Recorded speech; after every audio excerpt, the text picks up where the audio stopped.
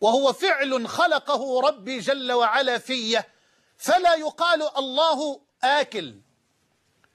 وهكذا لا يتصف ربنا بصفات خلقه ولا بأفعال عباده. هذه لطيفة من أرق اللطائف التي هي من أسس معتقد أهل السنة والجماعة. الله جل وعلا ليس كمثله شيء، منزه عن كل عيب، منزه عن كل نقص. اسمع، كما أنه متصف بكل كمال وجمال وجلال، فإنه منزه في أفعاله عن كل نقص وعيب ومثال. كما أننا نؤمن ونثبت له جل وعلا صفات الكمال والجمال والجلال، فإننا كذلك نثبت له أفعال الكمال والجمال والجلال. فالله منزه في صفاته، ومنزه في أفعاله، ومنزه في ذاته. جلت صفاته أن تقاس بصفات خلقه شبها ومثلا، وتعالت ذاته أن تشبه شيئا من الذوات أصلا.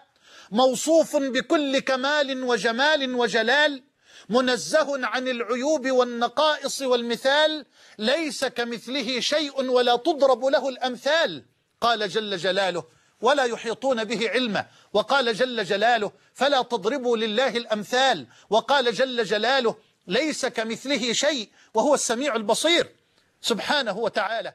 فالله منع الظلم عن نفسه إكراما منه لعباده، إحسانا منه لخلقه، تفضلا منه على عباده. يا عبادي إني حرمت الظلم على نفسي جل جلاله. إن الله لا يظلم الناس شيئا وما ربك بظلام للعبيد. الله سبحانه وتعالى منزه عن الظلم. وقال بعض أهل العلم أيضا: الظلم هو مجاوزة الحد كما قلت. ومنهم من قال: الظلم هو التصرف في ملك الغير بغير حق. هذا تعريف آخر لمعنى الظلم. قالوا هو مجاوزة الحد، وقالوا هو التصرف في ملك الغير بغير حق. وهذا لا يمكن أبدا أن يكون لله جل وعلا، لأنه سبحانه وتعالى لا يتصرف في غير ملكه. فالله جل جلاله هو مالك السماء ومالك الأرض ومالك الخلق، يتصرف في ملكه كيف شاء. وهذا أيضا تعريف لا يسلم على إطلاقه. فقد يتصرف إنسان في غير ملكه بحق ولا يكون ظالما، وقد يتصرف إنسان في ملكه بغير حق فيكون ظالما. لا تاني بالراحة مولانا، بقول هذا أمر لا يسلم على الإطلاق. هذا التعريف الذي عرفه بعض أهل العلم لا يسلم لهم على إطلاقه، لأنه قد يتصرف إنسان في غير ملكه بحق فلا يكون ظالما، وقد يتصرف في ملكه هو بغير حق فيكون ظالما. والله جل وعلا لا يتصرف إلا في ملكه، ولا يتحكم إلا فيما يملك. فالأرض أرضه، والسماء سماؤه، والخلق خلقه، والعبيد عبيده، والملك ملكه. قل اللهم مالك الملك تؤتي الملك من تشاء، وتنزع الملك ممن تشاء، وتعز من تشاء، وتذل من تشاء، بيدك الخير إنك على كل شيء قدير جل جلاله. فهذا أيضا ممتنع في حق الله تبارك وتعالى. فالله جل جلاله لا يظلم الناس شيئا ولا يظلم مثقال ذرة، بل يضاعف الحسنات ويغفر السيئات، بل ويحول السيئات إلى حسنات بالتوبة والأوبة إليه جل جلاله. يا عبادي إني حرمت الظلم على نفسي، من أجل ذلك وجعلته بينكم محرما فلا تظالموا.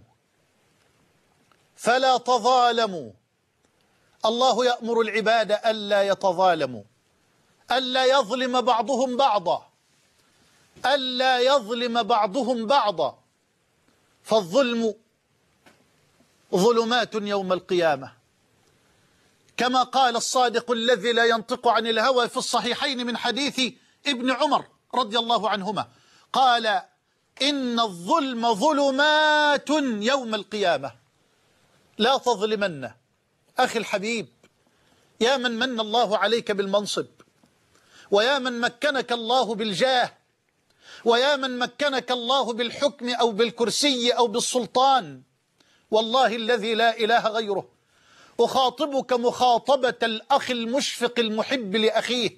والله لا أخاطبك باستعلاء، والله لا أنادي عليك بكبرياء، والله لا أخاطبك من منطلق الشماتة في أنك ظالم وستنال عقاب الظلم في الدنيا والآخرة، لا والله، بل أخاطبك مخاطبة الأخ المحب المشفق على أخيه، وأقول لك: احذر الظلم، فإن الظلم ظلمات يوم القيامة، يوم تحتاج إلى نور تمشي به في يوم الظلمات، كما قال رب الأرض والسماوات: يوم يقول المنافقون والمنافقات للذين آمنوا انظرونا نقتبس من نوركم قيل ارجعوا وراءكم فالتمسوا نورا فضرب بينهم بسور له باب باطنه فيه الرحمة وظاهره من قبله العذاب ينادونهم ألم نكن معكم قالوا بلى ولكنكم فتنتم أنفسكم وتربصتم وارتبتم وغرتكم الأماني حتى جاء أمر الله وغركم بالله الغرور. وقال جل وعلا في شأن النبي صلى الله عليه وسلم والمؤمنين المتبعين معه: يوم لا يخزي الله النبي والذين آمنوا معه نورهم يسعى بين أيديهم وبأيمانهم يقولون ربنا أتمم لنا نورنا واغفر لنا إنك على كل شيء قدير. أما الظالمون فهم يتقلبون في ظلمات حالكة يوم القيامة. إن الظلم ظلمات يوم القيامة. أخي، يا من زللت في الظلم، لا تظلمن إذا ما كنت مقتدرا، فالظلم ترجع عقباه إلى الندم، فالظلم ترجع عقباه إلى الندم. تنام عيناك والمظلوم منتبه يدعو عليك، والمظلوم منتبه يدعو عليك، وعين الله لم تنم. المظلوم لا ينام، بل يرفع سهام الليل إلى الملك الديان، يرفع سهام الليل، يرفع الدعوات التي لا تحجب. قال الصادق لمعاذ بن جبل حين بعثه إلى اليمن، قال له والحديث في الصحيحين: واتق دعوة المظلوم، واتق دعوة المظلوم فإنه ليس بينها وبين الله حجاب. وفي غير رواية الصحيحين: يرفعها الله فوق الغمام ويقول لها: وعزتي وجلالي لأنصرنك ولو بعد حين. انتبه انتبه. والظلم نوعان: ظلم لنفسك وظلم لغيرك، وكلاهما ظلم سيسأل أحدنا عنهما بين يدي الله جل وعلا. أما الظلم للنفس فهو من أقبح أنواع الظلم، وأقبح أنواع الظلم للنفس الوقوع في الشرك أو المعاصي. نعم يا بني لا تشرك بالله إن الشرك لظلم عظيم.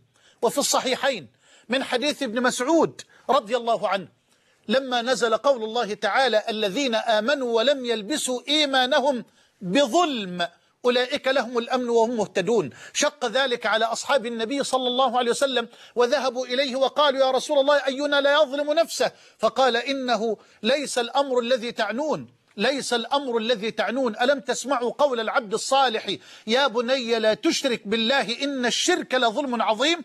فأظلم الظلم الوقوع في الشرك، والوقوع في الكبائر بعد الشرك، والوقوع في الصغائر. خل الذنوب صغيرها وكبيرها فهو التقى، واصنع كماش فوق أرض الشوك يحذر ما يرى، لا تحقرن صغيرة إن الجبال من الحصى.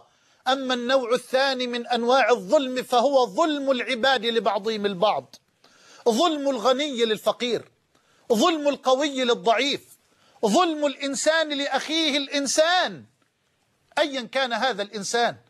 والظلم للكافر ظلم، والظلم للكافر ظلم، كما أن الظلم للمسلم ظلم. لا تتصور أن ظلم الكافر ليس ظلما، بل هو ظلم. تسأل